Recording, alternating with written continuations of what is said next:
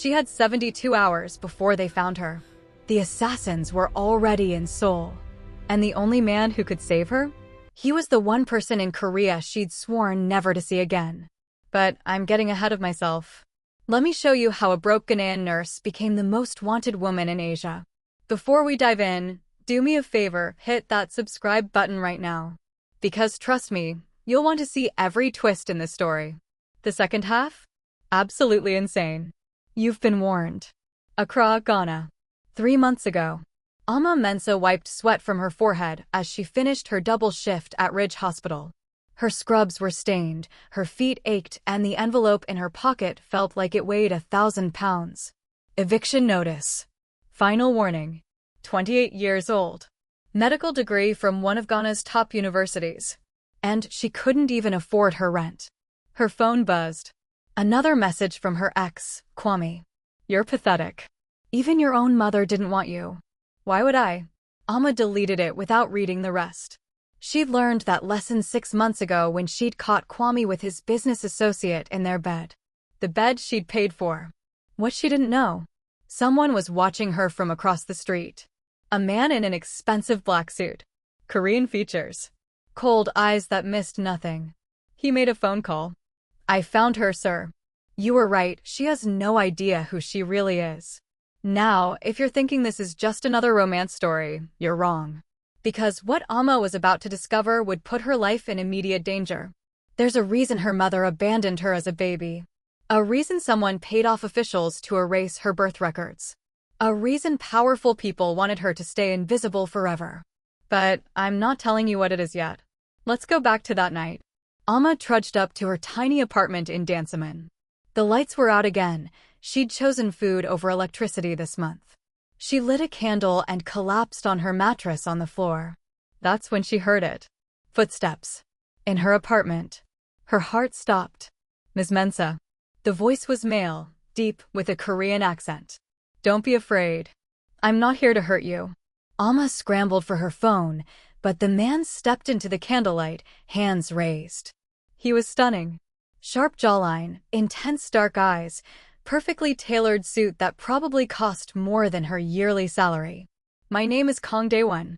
I work for someone who's been searching for you for 25 years. Get up before I scream. Your mother's name was Nana Adwoa Asantewaa. She was the secret daughter of Nana Osei 223, one of the most powerful traditional rulers in Ghana. Ama froze. That's impossible. I was abandoned. My mother was nobody. Daewon pulled out a photograph and placed it on the floor between them. Ama's hands shook as she picked it up. The woman in the photo, she had Ama's exact face. Same full lips, same high cheekbones, same deep brown skin. Your mother was murdered 25 years ago, Daewon said quietly. The day after she gave birth to you. The royal family called it a tragic accident. But my employer knows the truth. Okay, pause. Because what Daewon tells her next changes everything. And I mean everything. Drop a comment right now with Crown if you think you know where this is going. Because I guarantee you don't. Who's your employer? Ama whispered. For the first time, something flickered across Daewon's stoic face. Almost like regret? His name is Park Min-ho. He controls the largest private security network in East Asia. Governments hire him to protect presidents. Billionaires hire him to make problems disappear. What does he want with me? Before your mother died, she gave her most valuable possession to Minho's father for safekeeping. A flash drive containing evidence of massive corruption within the Ghanaian royal family. Evidence that certain members conspired with Chinese mining corporations to steal billions from the people. Ama felt dizzy. Your mother wanted you to have it. On your 25th birthday. But you disappeared. Changed your name. Moved cities. We've been searching for 3 years. Why now? Daewon's expression darkened. Because the people who killed your mother just found out you exist. And they're coming for you. If you're still watching, you're about to meet Minho himself. And let me tell you, when this man enters a room, everything changes. Smash that like button if you're ready for the best part. 24 hours later, Ama stood in the lobby of the Kempinski Gold Coast Hotel, the most expensive hotel in Accra. She'd never been inside a place like this. Crystal chandeliers. Marble floors. People in designer clothes who didn't even glance at the prices on menus. Ms. Mensah.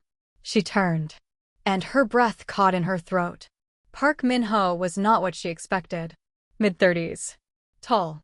Devastatingly handsome in a way that seemed almost dangerous. Dark eyes that looked like they could see straight into your soul. A presence that made everyone in the lobby instinctively move out of his way. But it was his expression when he looked at her that made Amma's heart race. Recognition. Longing. And something that looked almost like pain. You look exactly like her, he said softly in perfect English. Your mother. You knew my mother? Min-ho's jaw tightened. I was supposed to protect her. I failed. Okay, so here's something I need to tell you about Min-ho. Something that makes this whole story hurt in the best way. But first, let me know in the comments if you're Team Min-ho or if you think Amma should run. Because what happens next, it's going to break your heart before it heals it. They sat in Min-ho's penthouse suite. Floor-to-ceiling windows overlooking the Atlantic Ocean. I was 19 when I met your mother, Min-ho began, his voice distant. My father had been hired to provide security during a diplomatic summit in Seoul. Your mother was part of the Ghanaian delegation, a translator. He smiled slightly at the memory. She was brilliant. Spoke 6 languages. Had this laugh that could light up an entire room. She treated me like I mattered, even though I was just my father's assistant back then. We became friends.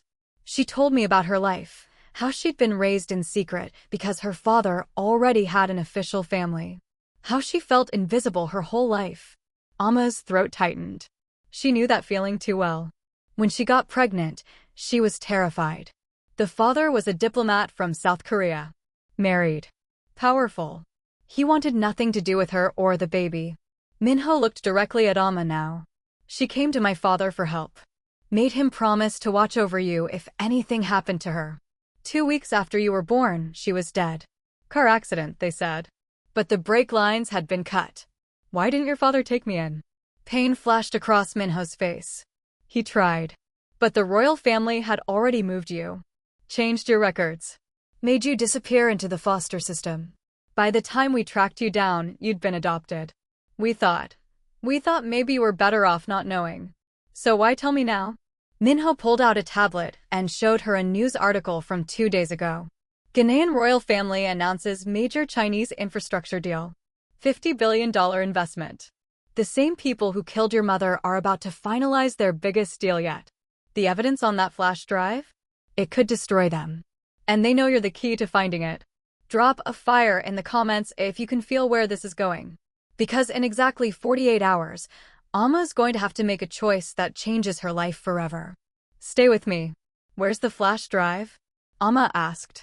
Your mother hid it somewhere only you could find it. She left clues in a letter my father kept for 25 years. Min-ho handed her a yellowed envelope. Amma's hands trembled as she opened it. My precious daughter. If you're reading this, it means I'm gone. I'm so sorry I couldn't stay to watch you grow. Know that everything I did was to protect you. The truth is hidden where your name began. Where water meets gold, and the queen's shadow falls at noon.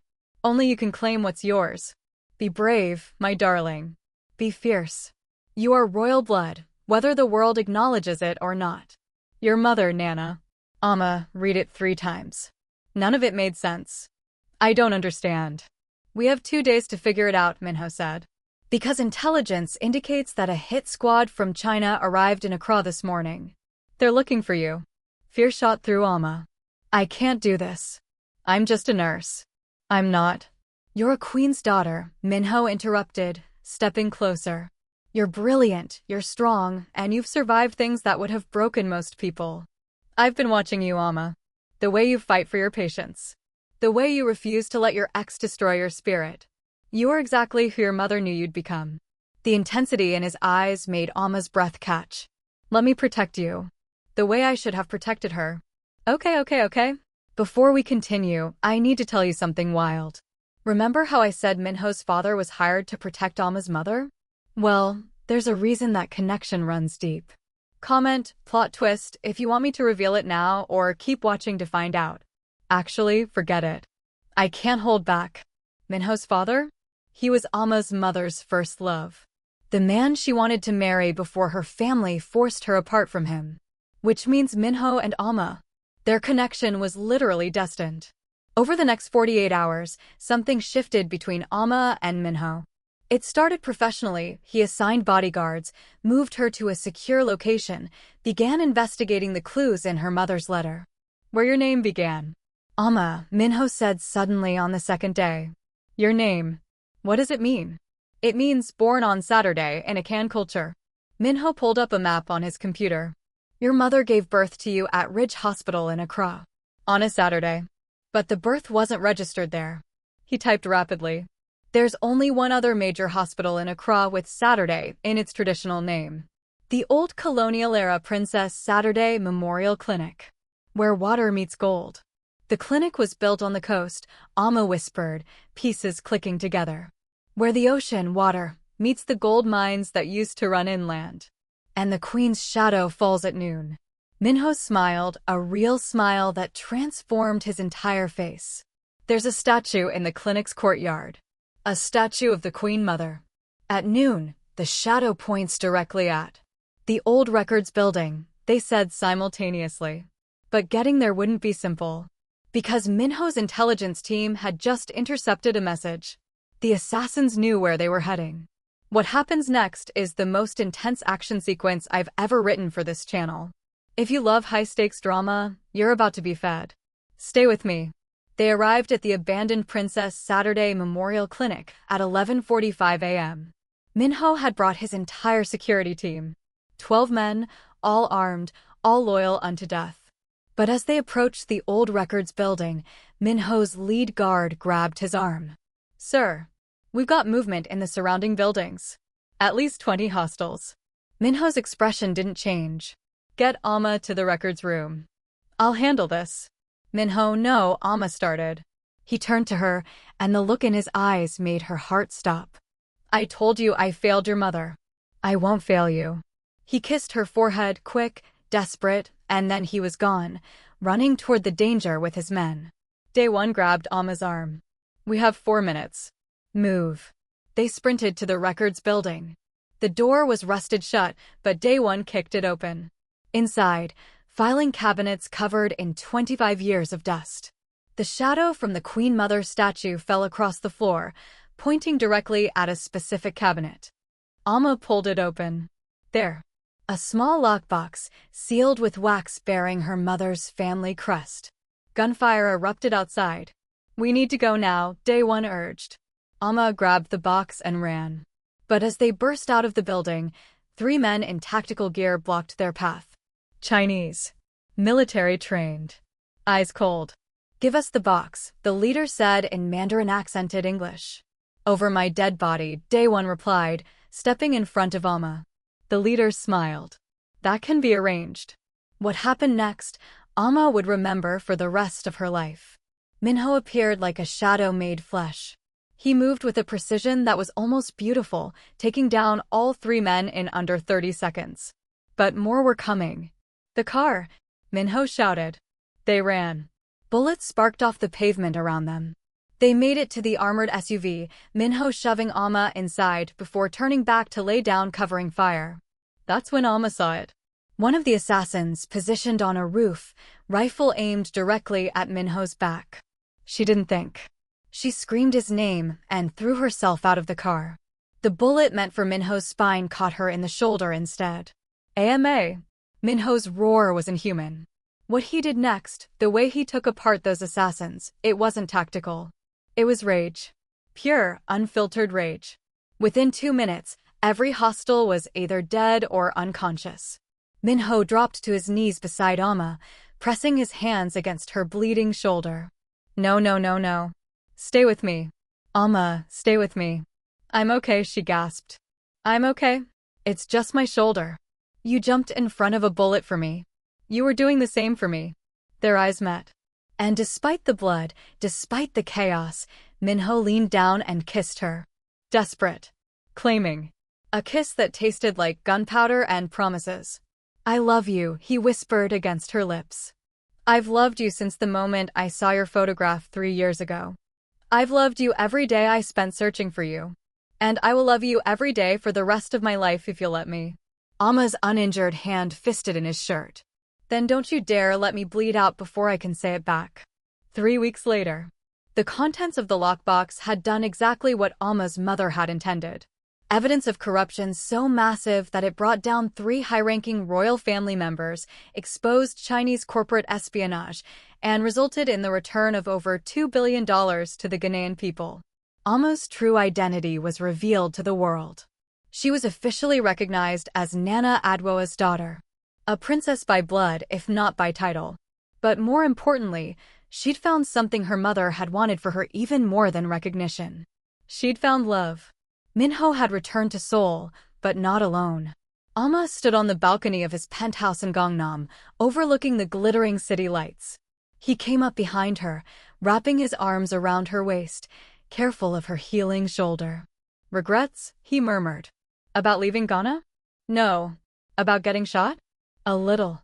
He laughed, a sound she'd grown addicted to drawing out of him. Your mother would be so proud of you, Minho said seriously. You took everything she left you and used it to change thousands of lives.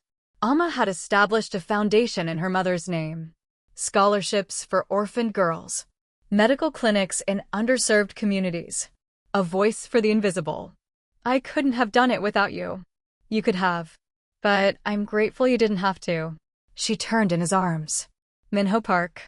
Korean security mogul. Underworld legend. Absolute softie when it comes to me. Only for you, he said seriously. Everyone else can stay terrified. She laughed and kissed him.